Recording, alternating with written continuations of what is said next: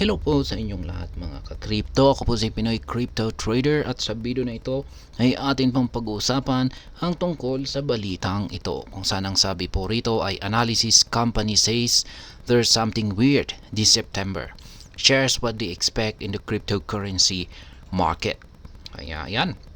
Meron daw pong isang analysis company dito ang nagbahagi o naglabas ng kanilang pahayag rito na meron daw pong nagaganap na kakaiba ngayong buwan ng September. Kaya ano kaya yung kakaiba na yan? At kanila pong ibinahagi kung ano yung kanilang inaasahan na magiging performance ng buong crypto market sa buwan na ito. Kaya yan po ang ating pag-uusapan sa video na ito, pero bago po tayo magpatuloy ay nais ko lamang po munang bigyang linaw ang aking disclaimer kung saan ang nilalaman po ng video na ito ay hindi po ito isang financial advice. For education and information purposes lamang po ang layunin nito. At ayan, sa atin pong pagpapatuloy ay ang sabi po rito ay according to a recent analysis by crypto data provider Kaiko, the cryptocurrency market is experiencing unusually high volatility this September. Ayan, yung analysis company po na ito ay walang iba kundi ang crypto data provider na si Kaiko. Ayon po sa kanila ay ang kasalukuyang cryptocurrency market ngayon ay nakakaranas daw ng isang napakataas na volatility ngayong buwan ng September.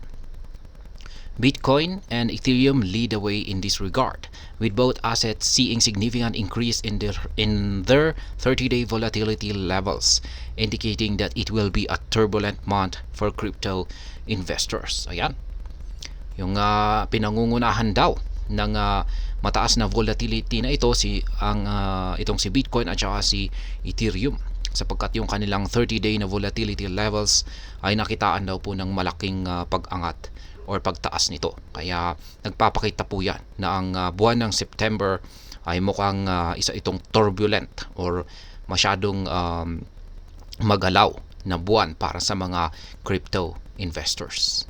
Kaiko's analysis revealed that BTC's 30-day volatility has risen to 70%, nearly doubling levels seen last year and approaching the peak observed in March 2023 when BTC reached its all-time high. Ethereum's volatility has surpassed both March levels and BTC's current volatility, marking a notable departure from historical trends where September has generally exhibited lower volatility compared to first quarter. Ayan. Ayan po sa analysis ng Kaiko ay kanila pong napag-alaman na ang 30-day na volatility ni Bitcoin ay umangat ng 70%. Halos doble raw po ito sa kanilang nakita last year na naging volatility ni Bitcoin nitong mga March 2023. Noong nakamit po ni Bitcoin yung kanyang all-time high na presyo. Forward-looking indicators such as implied volatility or IV, which measures market expectations of future price movements based on current options trading, have also shown an increase for BTC since early September. Ayan, meron na rin pong isang indicator dito na tinatawag pong implied volatility ang nagpapakita na umangat na rin ang lumago na rin or tumaas na rin ang volatility nitong si Bitcoin nitong umpisa ng buwan ng September. Short-term option maturities witnessed the sharpest increase in implied volatility. The September 13 maturities jumped from 52% to 61%, outpacing even the end of September contracts. This inverse pattern, where short-term implied volatility exceeds long-term measures, usually indicates increasing market stress. In such scenario, risk managers may consider reducing market risk to reduce potential losses, according to the analyst firm. Kaya ayan. Yan po ang dahil po sa kalagayan na ito na nakikita ng Kaiko sa volatility ng buong crypto market ay ayan, nagbigay po sila ng payo na i-consider daw po natin ang mag-reduce sa market risk para maiwasan daw yung mga losses natin dito. Kaya ayan. These market dynamics align with the latest US employment report, which has dumped dampened hopes for a significant rate cut, while upcoming U.S. Consumer Price Index or CPI data could further impact market sentiment. In addition, the U.S. presidential election in November also adds to market uncertainty, as volatility in U.S. stocks has historically peaked 1 to 3 months before election day, particularly when the incumbent party's grip on power is uncertain. Ayan. Wala pong kasiguruhan ang crypto market ngayon kasi halo-halo po yung mga factors dito na posibleng makaapekto sa presyo ng mga cryptocurrencies. Yan, yung latest po, isa lamang po sa mga latest dito ay yung US Employment Report. Katapos niyan ay yung rate cut at yung paparating na rin na CPI data. At syempre, nandyan na rin po sa buwan ng November yung US presidential election.